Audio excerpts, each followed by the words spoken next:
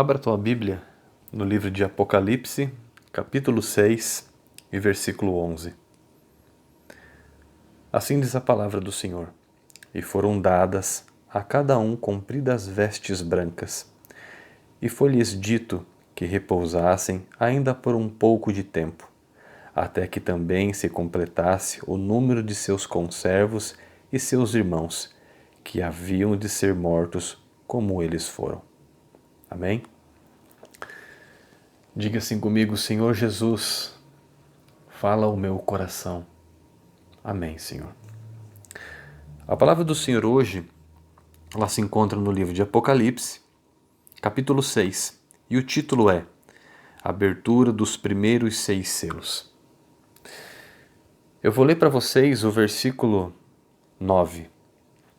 E havendo aberto o quinto selo, vi debaixo do altar as almas dos que foram mortos por amor da palavra de Deus e por amor do testemunho que deram. E clamavam com grande voz, dizendo: Até quando, ó verdadeiro e santo dominador, não julgas e vingas o nosso sangue dos que habitam sobre a terra? E foram dadas a cada um compridas vestes brancas, e foi-lhes dito que repousassem ainda por um pouco de tempo, até que também se completasse o número de seus conservos e irmãos, que haviam de ser mortos, como eles foram. A Bíblia diz no versículo 9 assim: E havendo aberto o quinto selo, vi debaixo do altar as almas dos que foram mortos por amor da palavra de Deus e por amor do testemunho que deram. A palavra do Senhor, hoje em Apocalipse, ela nos revela algo muito grandioso. Ela nos traz a revelação que João teve na ilha de Patmos. E João, na ilha de Patmos, ele foi escolhido para essa obra. Ele foi escolhido para receber essa revelação da parte de Deus. Então João viu muitas coisas. João viu coisas do presente, João viu coisas do passado, João viu coisas do futuro. Viu coisas do céu, João viu coisas da terra. Tudo assim o Senhor o revelou, para que a mensagem de João ficasse escrita e guardada e selada para os nossos dias. E os dias da revelação do Apocalipse chegaram. A revelação do Apocalipse começa nos nossos dias a criar corpo.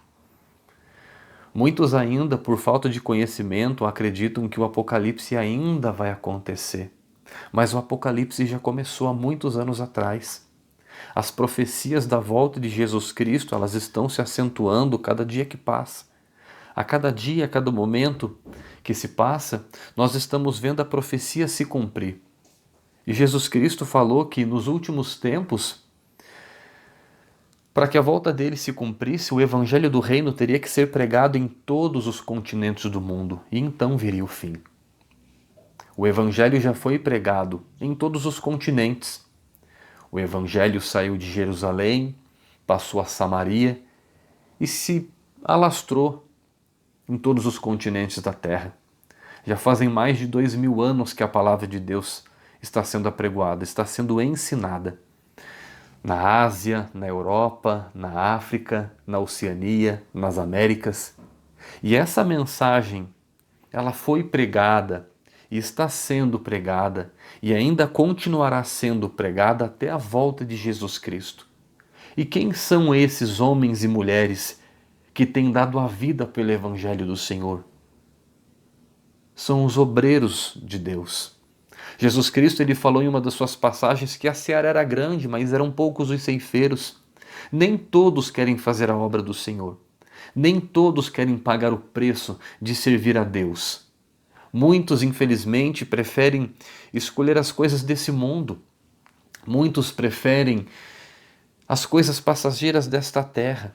Mas a palavra do Senhor nos diz claramente o seguinte: E foram dados a cada um compridas vestes brancas, e foi-lhes dito que repousassem ainda por um pouco de tempo, até que também se completasse o número de seus conservos e seus irmãos, que haveriam de ser mortos como eles foram. A gente encontra nas Sagradas Escrituras o primeiro mártir da igreja primitiva, que foi Estevão. Estevão foi apedrejado injustamente porque os religiosos da época se revoltaram contra a pregação do Evangelho. Depois de Estevão, muitas outras pessoas na igreja primitiva foram perseguidas, foram abusadas, foram violentadas, agredidas, presas e muitas foram mortas. A gente encontra também muitos relatos no Coliseu, no Império Romano.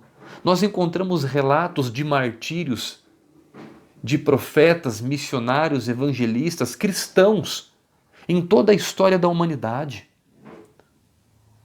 Os cristãos foram perseguidos desde o princípio da criação da igreja e até nos dias atuais o evangelho é perseguido, o evangelho é ridicularizado, o evangelho é menosprezado, o evangelho é banido de muitos países, é excluído. Mas a palavra de Deus, ela continua viva, ela continua poderosa, ela continua eficaz. E esse testemunho, ele é tão vivo, ele é tão verdadeiro, que homens e mulheres como eu, como você que me ouve nessa hora, entregaram as suas vidas por amor à salvação, por amor ao reino de Deus. O apóstolo Paulo, ele diz claramente nas Sagradas Escrituras: o viver é Cristo e o morrer é lucro. Você consegue compreender o que Paulo fala? O viver é Cristo e o morrer é lucro. Quando nós temos um encontro real com Jesus Cristo, presta atenção no que eu vou te falar. Quando o homem, quando a mulher tem um encontro real com Jesus Cristo, tudo se faz novo em sua vida. Jesus Cristo mesmo falou: conhecereis a verdade e ela vos libertará. Quando nós temos um encontro real com Jesus Cristo, quando verdadeiramente a palavra de Deus nos liberta de todo o nosso pecado, nós nos transformamos, nós somos transformados em novas criaturas. E o homem e a mulher antigo, eles ficam para trás, eles passam, eles falecem nas águas do batismo. E quando o homem e a mulher se levanta das águas batismais, ali se levanta uma nova criatura, um filho de Deus, uma filha de Deus. E essas pessoas, elas estão nesse mundo para resplandecer a luz de Cristo, para dar um bom testemunho, para anunciar a palavra de Deus, a palavra que cura, a palavra que fortalece, a palavra que salva, a palavra que edifica, a palavra que restaura, a palavra que perdoa, a palavra que anuncia e oferece um recomeço ao homem. Não importa o tamanho do seu pecado, não importa o tamanho da sua iniquidade, a transgressão que você cometeu na sua vida, Jesus Cristo morreu na cruz para te salvar. Isso que é o importante, isso que nos basta. A graça de Deus nos basta, o sacrifício de Jesus Cristo na cruz nos basta. Ele veio a esse mundo como homem e sofreu por nós, passou pelas mesmas tribulações que nós passamos nesta vida e foi fiel ao Pai, sendo morto em cruz para nos salvar. Esse evangelho é lindo, ele é vivo, ele é puro, ele é santo, ele é verdadeiro, ele restaura vidas, ele conserta corações. Não é uma história qualquer de um homem qualquer. Esse é o evangelho de Deus. Esta é a obra de Deus. Esse é o projeto de salvação aos homens, porque os homens se afastaram de Deus. Os homens amaram mais as trevas do que a luz. E Deus nos mostra através das Sagradas Escrituras que o salário do pecado é a morte. E não é somente a morte física, mas a morte espiritual, que é eterna. O pecado, ele nos desgruda da presença de Deus, ele nos afasta da presença de Deus. O pecado faz uma divisão entre o homem e Deus. O pecado, ele é sedutor. O pecado, ele é trapaceiro, o pecado, ele é sujo. No momento em que ele te oferece bonanças, prazeres, diversões, ele tira a tua espiritualidade, ele arranca a tua comunhão com Deus. E muitas vezes você se sente sozinho, você se sente vazio, você se sente sem ninguém. E muitas pessoas não entendem o que é esse sentimento. Esse sentimento é a ausência de Deus, porque a nossa alma clama por Deus, o nosso espírito tem sede por Deus, mas a nossa carne, ela é tendente às coisas desse mundo. Consegue perceber o quão grande é o poder do Evangelho de Cristo? O quão grande é o poder da palavra de Deus?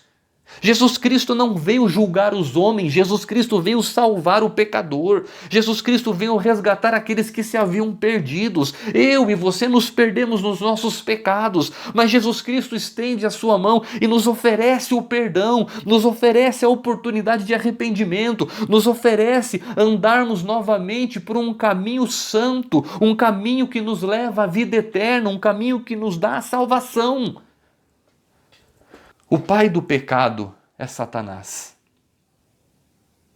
Satanás, ele é o oposto de Deus. Satanás, ele é uma criatura totalmente ausente da graça de Deus. Em Satanás não há um pingo da graça de Deus. Em Satanás há ódio, há raiva, há morte, há inveja, há egoísmo, há dores e sofrimento. Mas em Cristo vida e vida com abundância. Hoje nós vivemos um tempo onde o Evangelho tem sido escarnecido, tem sido zombado e ridicularizado. Muitas pessoas não têm o conhecimento adequado para pregar o Evangelho. Muitas pessoas hoje têm anunciado um Evangelho diferente do que a própria Bíblia diz.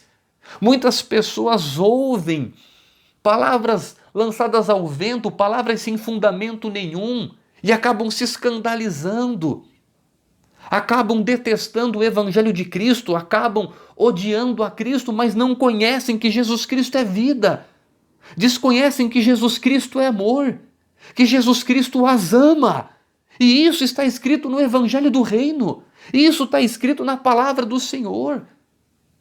Mas Satanás, ele sabendo e conhecendo as fraquezas do homem, ele corrompe, ele desvirtua, ele cega os gentios para que não enxerguem a luz de Cristo.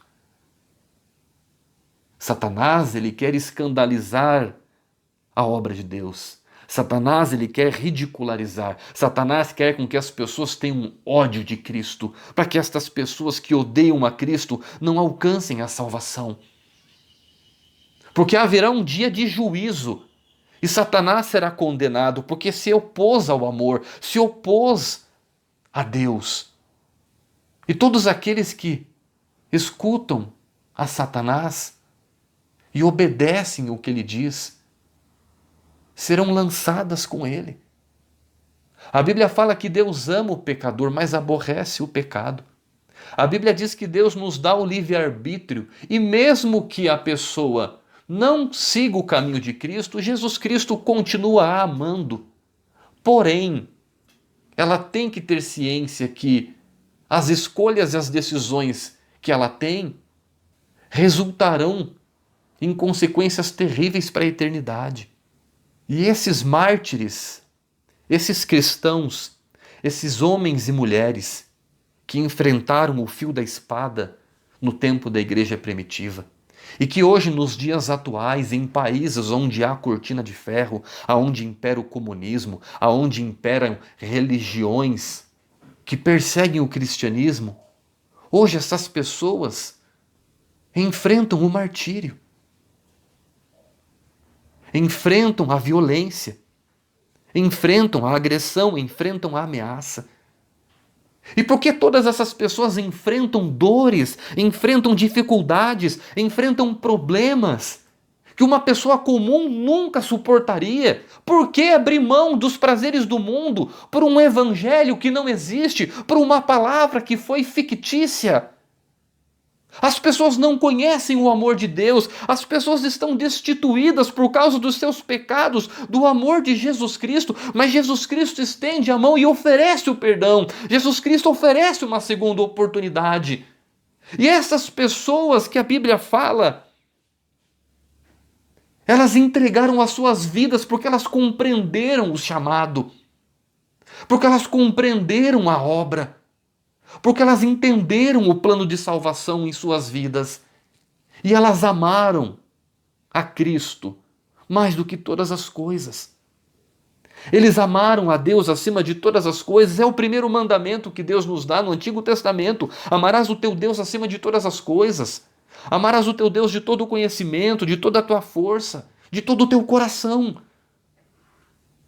Então, quando nós tomamos essa decisão de amar a Deus, de entregar a Deus toda a nossa vida, tudo o que nós somos, tudo o que nós possuímos, e decidimos caminhar com Cristo Jesus nesse evangelho do reino, nós descobrimos um amor fraternal. Nós descobrimos um amor que não tem nessa terra. Nós não encontramos o amor de Deus neste mundo. Nós não encontramos essa paz de espírito que preenche o nosso coração, que preenche o nosso entendimento, nas músicas, nas festas, nas farras, nas danceterias deste mundo, nos prazeres carnais passageiros.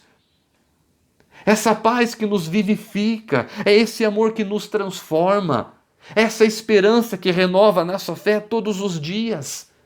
Então foi por esse amor, por esse evangelho, por esta obra tão linda e maravilhosa que homens e mulheres no passado entregaram suas vidas por Cristo, entregaram as suas vidas por amor a Deus.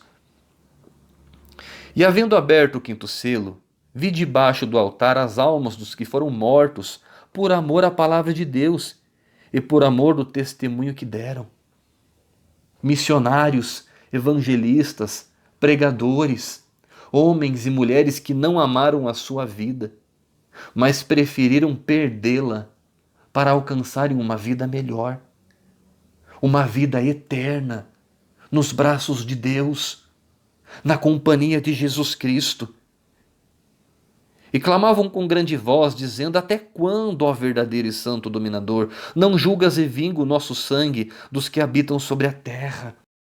A palavra de Deus nos mostra que eles tinham pressa, que eles têm pressa, de que toda essa obra se consuma, de que toda a palavra de Deus se cumpra, para que eles vivam em paz na presença de Deus e de Jesus Cristo, porque o reino de Deus é paz. A eternidade é amor. A eternidade é segurança. A eternidade não se compara com esta vida passageira. Só que infelizmente muitas pessoas desconhecem o quão grande é a obra de salvação para os filhos de Deus. E por isso muitas vezes menosprezam esta verdade. Mas o que Deus tem preservado para nós é muito grande, é muito lindo. E Ele nos dá de livre e espontânea vontade, porque Ele é bom e sua benignidade dura para sempre.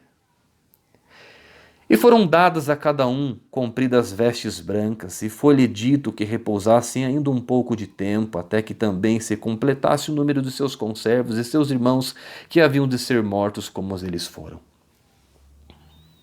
Eles receberam vestes brancas. Eles estão aguardando na presença de Deus, o Pai, o cumprimento de todas as Escrituras. Passará o céu e a terra, mas a palavra de Jesus Cristo não passará. Essa palavra está edificada, esta palavra está alicerçada nos rudimentos do universo, de toda a criação de Deus. A palavra do Senhor Deus nunca passará. Nós passamos, os nossos antepassados passaram, mas a palavra de Deus continua pura, viva, forte e verdadeira e nunca passará. Então eles esperam, eles aguardam que a vontade de Deus seja realizada. E Deus ainda fala.